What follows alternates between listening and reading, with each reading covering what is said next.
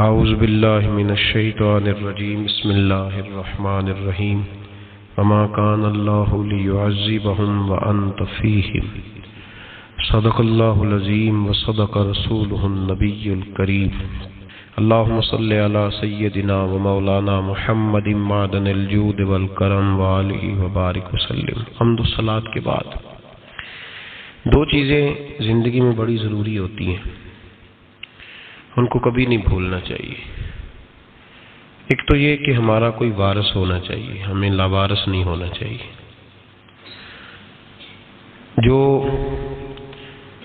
جس جانور کے گلے میں کسی کا پٹا نہیں ہوتا، اسے جس وقت جس کا دل چاہتا ہے مار دیتا ہے، اور جس کے گلے میں کسی کا پٹا ہوتا ہے بچا رہتا ہے۔ تجھ سے در در سے سگ، سگ سے ہے مجھ کو نسبت، میری گردن میں بھی ہے دور کپٹ کا تیرا۔ ایک تو وارث والا بندے کو لاوارث نہیں ہونا چاہیے، اور دوسرا اسے یہ بھی احساس ہونا چاہیے کہ میرے وارثوں کی میری طرف توجہ کتنی زیادہ ہے، میری طرف توجہ کتنی زیادہ ہے۔ اللہ بڑا مہربان ہے، بڑا کریم ہے، بڑا رحیم ہے، لیکن وہ کہتا ہے میری توجہ تو کرانا اپنی جانب، تو آ تو صحیح نا مسجد میں، میری توجہ کرانا۔ تو نماز پڑھے گا تو میں تجھے ثواب دوں گا، تو روزہ رکھے گا تو میں تجھے اجر دوں گا، تو حقوق العباد پورے کرے گا تو میں تجھے معاف کروں گا۔ یہ تھوڑی بات ہے کہ اللہ بڑا مہربان ہے تو ہم گھر میں بیٹھے رہیں تو رحمت چھلک چھلک کے آئے گی، اس میں شک نہیں، لیکن وہ کہتا ہے تجھے ماننا تو پڑے گا نا، اگر تو نہیں مانے گا تو تجھے سزا دوں گا۔ ایک تو وارث والے بنے، لاوارث نہ بنے، اور دوسرا یہ خیال کریں کہ اگر میرا کوئی وارث ہے، میرے اگر کوئی آقا ہیں، تو میں نے کس حد تک ان کی توجہ اپنی جانب کرائی ہے۔ اعلیٰ حضرت فرماتے ہیں کیسے آقاؤں کا بندہ ہو رضا، بول بالے میری سرکاروں کے۔ نسبت بندے کو بچا دیتی ہے۔ جب کسی کا کوئی وارث ہوتا ہے تو لوگ کہتے ہیں ستّی خیرہ، میں کہتا ہوں اسے ساری خیر ہی ہوتی ہے، 7-8 نہیں، ساری خیری ہوتی ہے۔ مجھے دشمنوں نہ چھیڑو، میرا ہے کوئی جہاں میں۔ جب کوئی وارث ہوتا ہے نا تو پھر انسان بچا رہتا ہے۔ بہت ساری چیزیں تو ویسے ہی وارثوں کے کھاتے میں چلی جاتی ہیں، ادھر آتی نہیں۔ بہت ساری چیزیں تو ویسے وارثوں کے کھاتے میں چلی جاتی ہیں۔ وارثوں کے کھاتے میں حضرت بابا بلے شاہ صاحب فرمایا کرتے تھے، بلے شاہ دیو جانے مینوں اپنی توڑ نبھا لیندے۔ یاد رکھیں، لاوارث اور بے وارث نہ بنے۔ جو بچہ باپ کے گھر کے اندر رہتا ہے، چھتری کے نیچے رہتا ہے، جو کہتا ہے میں ابا جی کے ساتھ ہوں، میں ادھر بیٹھا ہوں آپ کے ساتھ ہوں، باپ بھی خیال کرتا ہے، وہ کہتا ہے ٹھیک ہے میرا بیٹا ہے، اس کی ضرورتوں کا خیال کرتا ہے۔ جو بیٹا اپنے 4 برتن لے کے علیحدہ ہو جائے،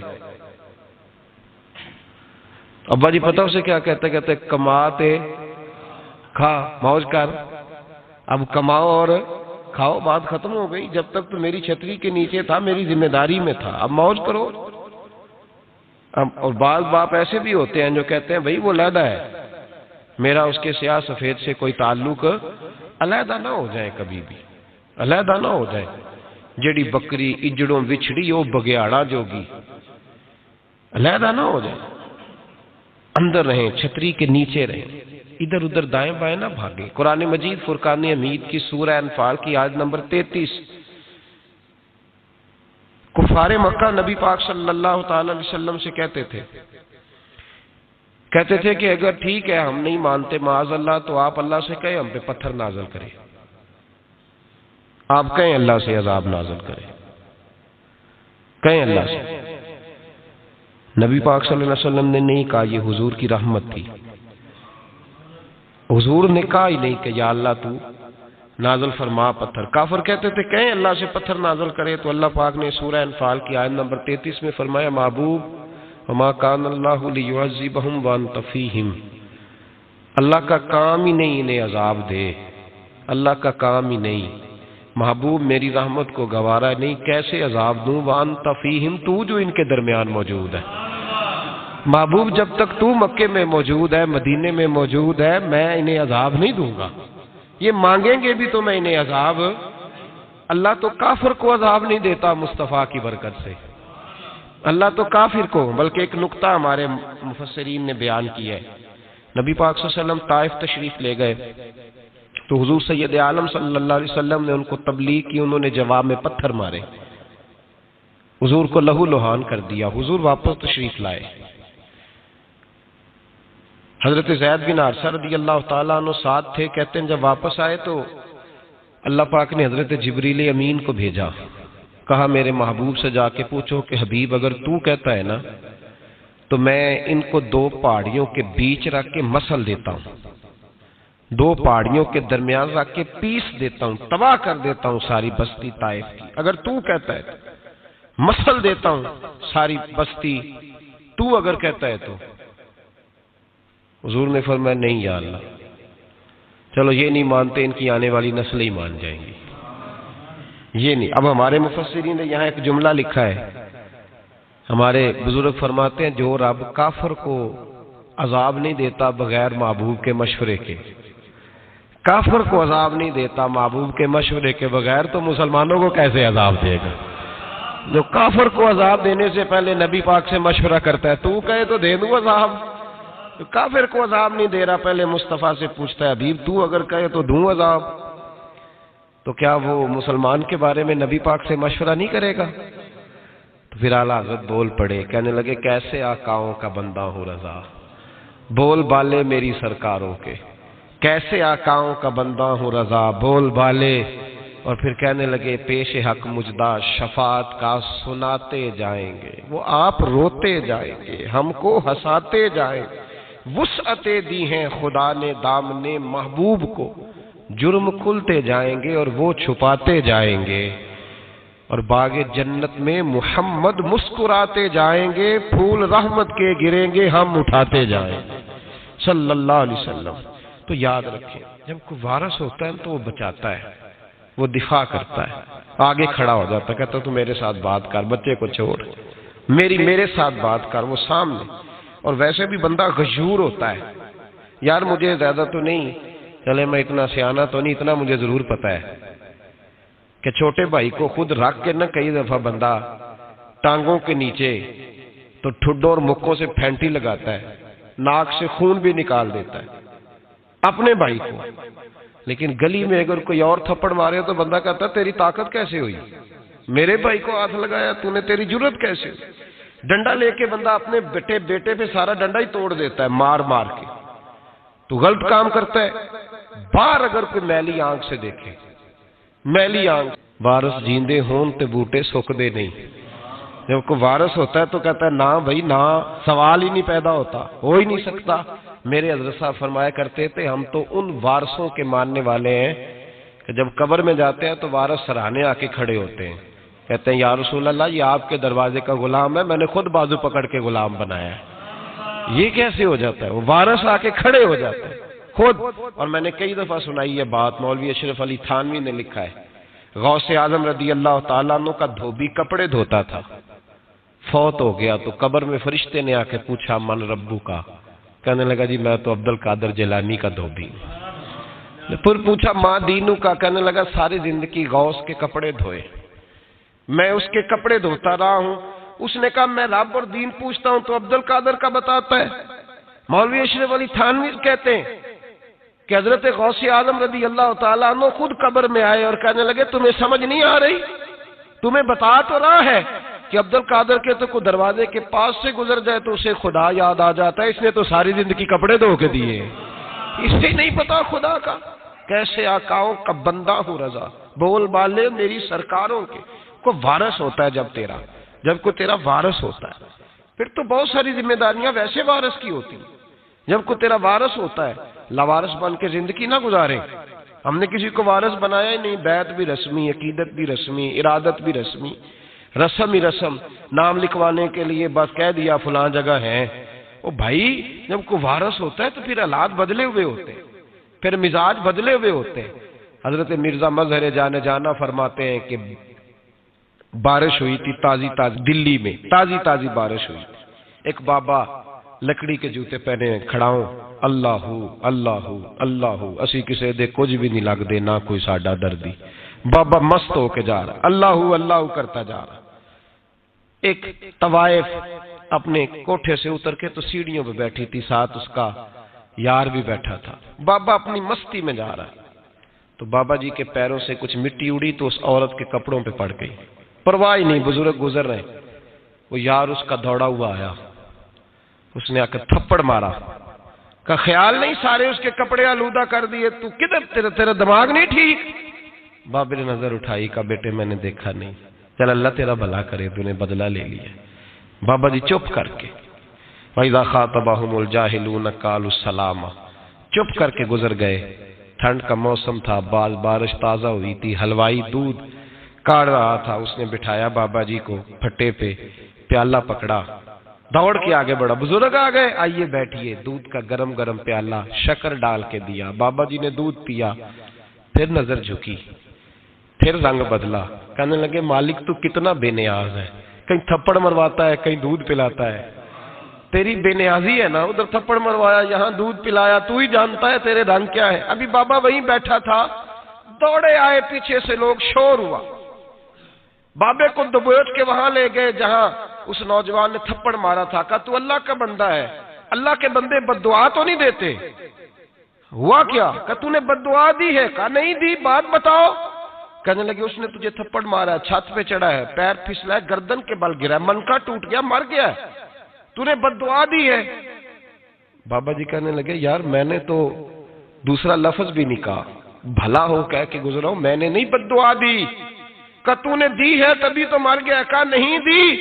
کہا بابا تو بزرگ آدمی ہے، سچ بول۔ تو بابا جی کہنے لگے سچ سنو، پھر میں آ رہا تھا، میرے پیروں سے مٹی اڑی، اس کے یار کے کپڑوں پہ پڑی، اسے برا لگا، اس نے مجھے مارا، جب اس نے مجھے مارا تو میں کوئی لاوارث تو نہیں تھا، جب اس نے مجھے مارا تو میں کوئی لاوارث تو نہیں تھا، مجھے دشمنوں نہ چھیڑو، میرا ہے کوئی جہاں میں ابھی پکار لوں گا، نہیں دور ہے مدینہ، اس نے مجھے مارا تو میں کوئی لاوارث تھا کہ میرا بدلہ کوئی نہ لیتا، اس نے مجھے مارا ہے تو میرے یار کو برا لگا تو اس نے اسے مار دیا ہے، میری تو غلطی کوئی نہیں، یاروں کا جھگڑا ہے، یہ تو دوستوں کا جھگڑا ہے، یہ تو یاروں کا جھگڑا ہے، کوئی غلطی نہیں میری، کوئی غلطی نہیں، خش خش جنہ قدر نہیں میرا، اے میرے صاحب نو وڈیائیاں، میں تے گلیاں دا روڑا کوڑا، میں گلیاں دا روڑا کوڑا، میں نو محل چڑھایا ہے سائیاں، میں نو محل چڑھایا ہے سائیاں۔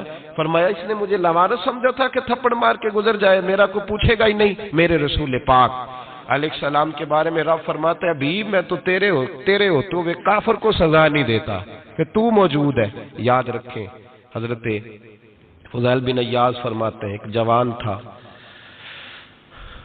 مسجد میں آیا، لوگوں سے کہنے لگا روٹی کھلاؤ، کسی نے توجہ نہ کی، اس نے کہا میں رب بتانے والا ہوں، میری طرف دیکھو تو صحیح، کسی شخص نے خیال ہی نہ کیا۔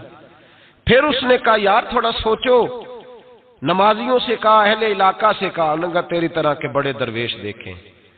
مسجد کے محراب میں وہ رب کریم کا بندہ انتقال کر گیا، جب فوت ہو گیا نا، لوگوں کا مزاج ہے بیمار کو دوائی نہیں دیتے، جنازے پہ وقت پہ پہنچ جاتے، جب کوئی گر رہا ہوتا ہے تو سہارا کوئی نہیں دیتا، جب کوئی گر جاتا ہے ٹانگ ٹوٹ جاتی ہے تو تیمارداری کو زمانہ پہنچ جاتا ہے۔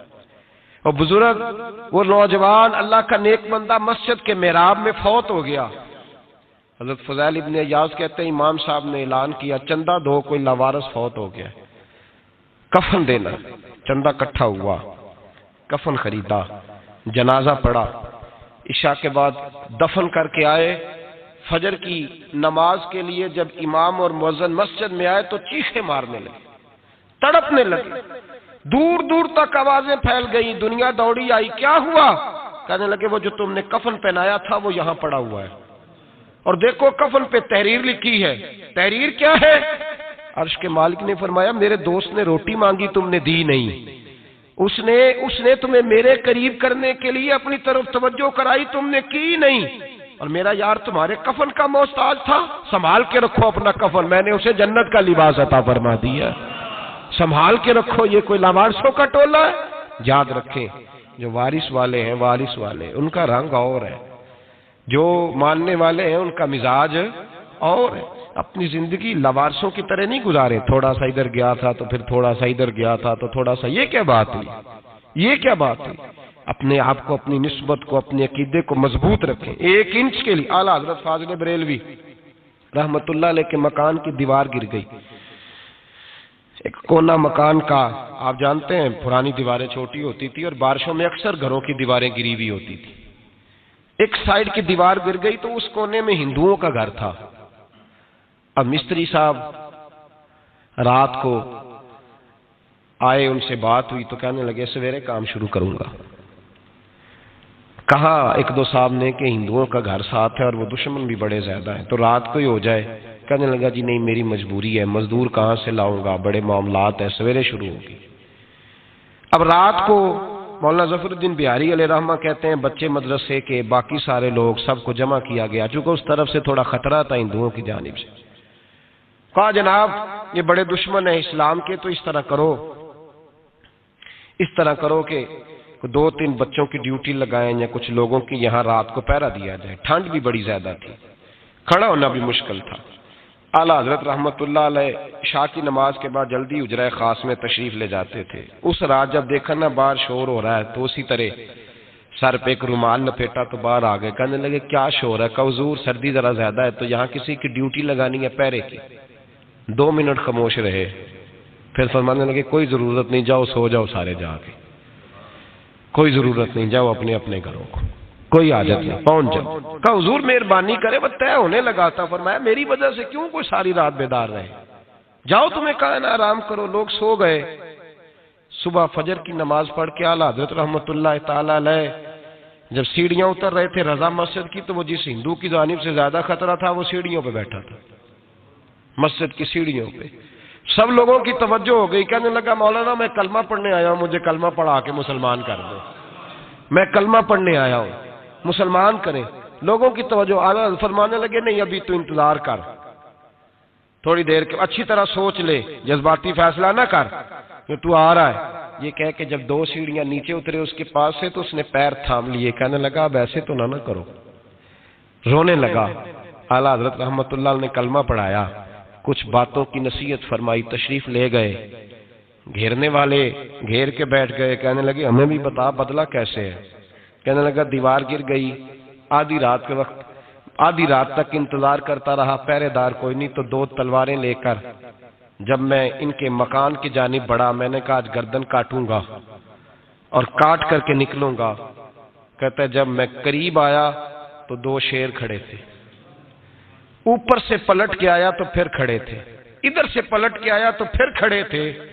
فرماتے ہیں میں 2 گھنٹے کے بعد آیا تو پھر پلٹ کے کھڑے تھے، میں پھر 1 گھنٹے کے بعد آیا، سحری کا وقت ہو گیا تو پھر پلٹ کے کھڑے تھے. اب میں ڈر کے بھاگا. کہتے ہیں فاضل بریلوی نے اپنی کھڑکی سے منہ باہر نکالا. کہنے لگے اور کتنا تجربہ کرے گا، مجھے تو لاوارث سمجھتا ہے، لاوارث ہوں میں، اور کتنا تجربہ کرے گا، بس کر مان جا. میں نے کہا حضور یہ کون ہے، مجھے بتائیے تو صحیح یہ کون ہے. تو کہنے لگے میں نے ساری زندگی رسول اللہ کی عظمت کا دفاع کیا ہے، ساری زندگی غوث اعظم کے نعرے لگائے ہیں.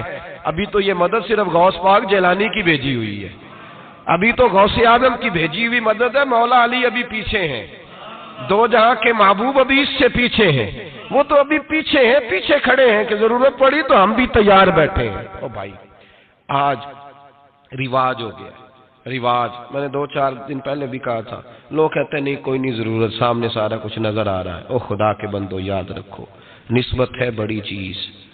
جانے تو دو میں اگر کسی کو نسبت میسر آ گئی نا، نسبت خالی دامن ہی مل گیا، تیرے ہاتھ میں کچھ ہے تو ہونی چاہیے نا. خالی دامن ہی تجھے کسی کا میسر آ گیا تو بچ گیا. اپنی نسبتوں کی حفاظت کریں، ان کو مضبوط کریں، ان پر محنت کریں، ان پر توجہ رکھیں.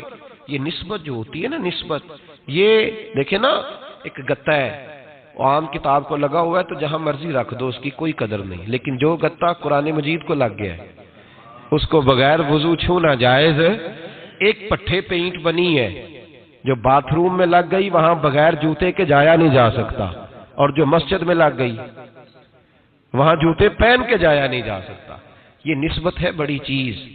اگر میسر آئے، نصیب ہو، اپنی نسبت کو مضبوط کر کے رکھا کریں، اس کی جولانی کا مظاہرہ کیا کریں. اس نسبت میں روز توانائی آنی چاہیے.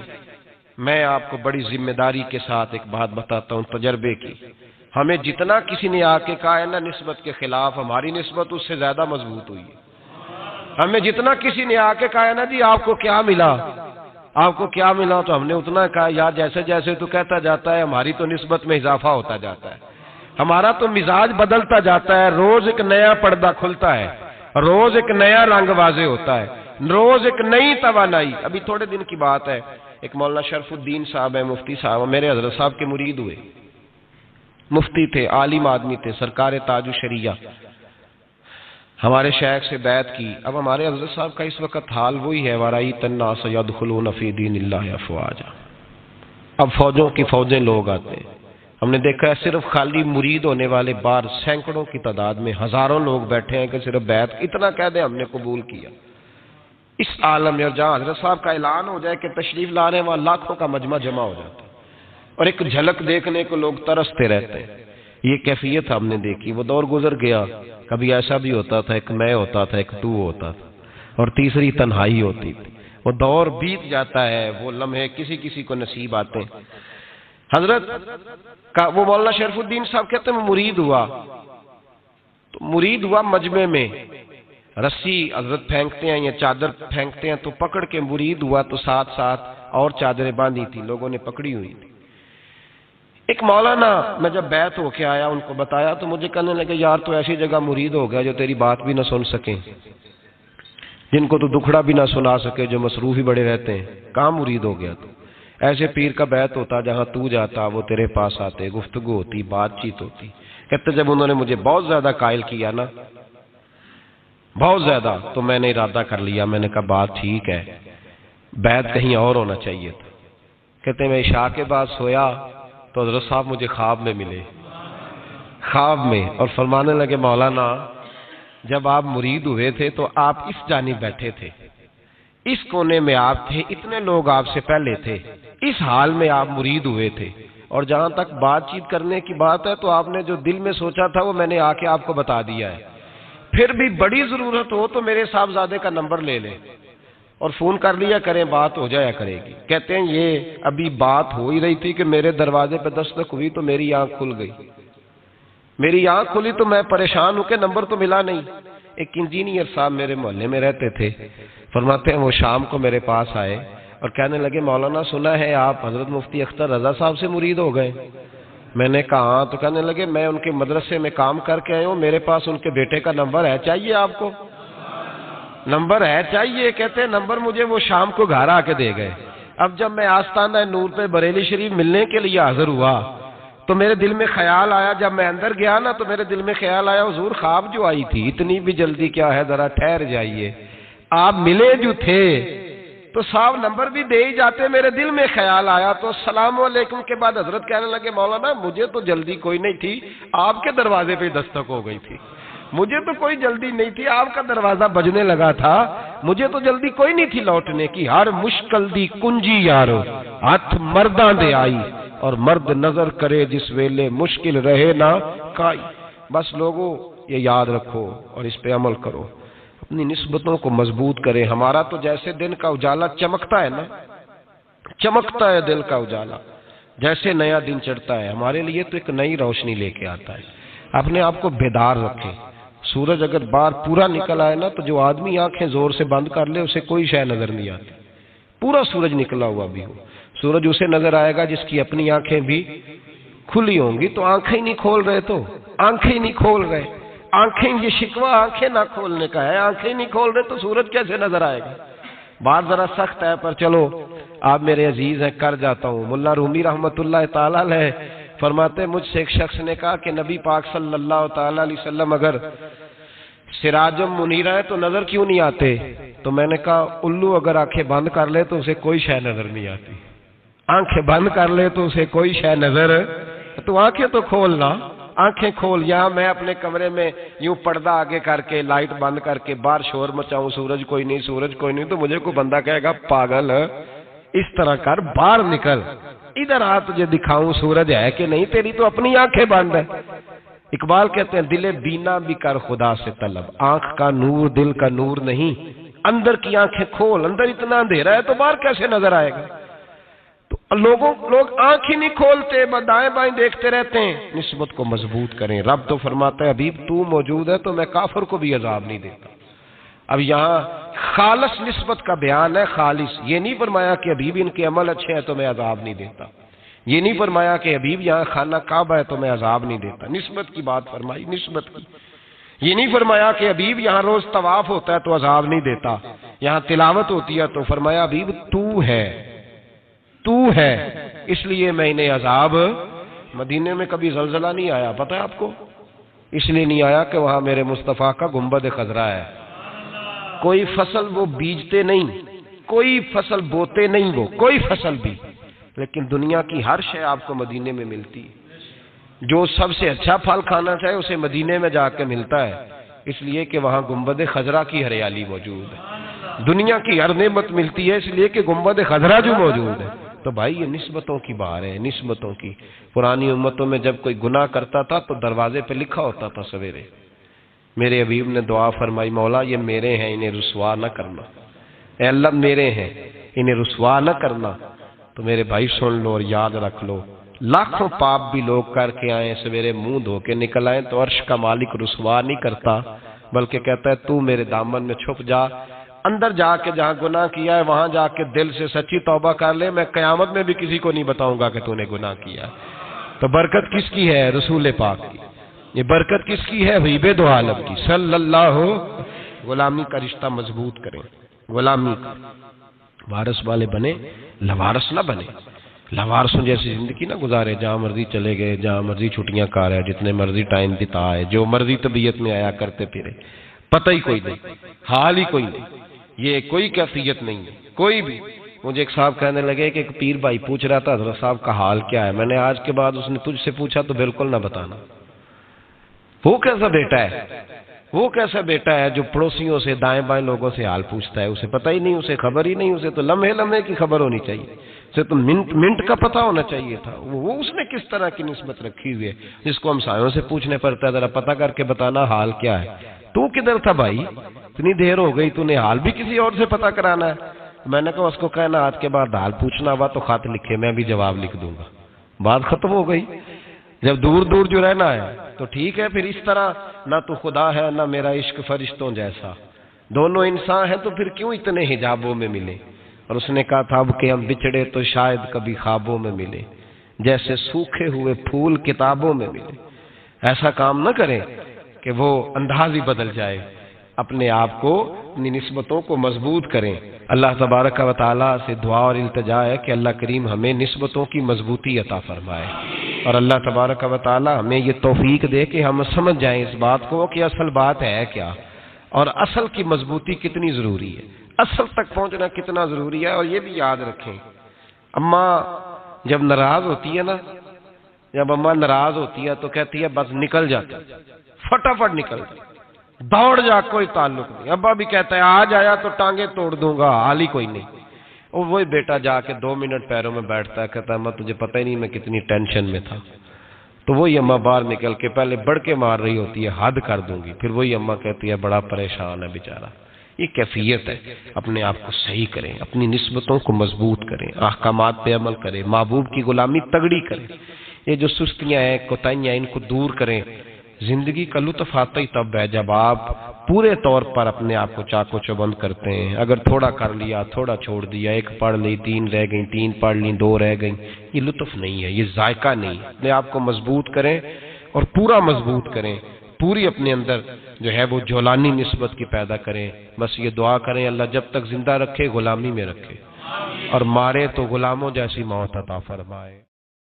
سبادر مصطفیٰ تے جا کے کمی درود و سلام میرا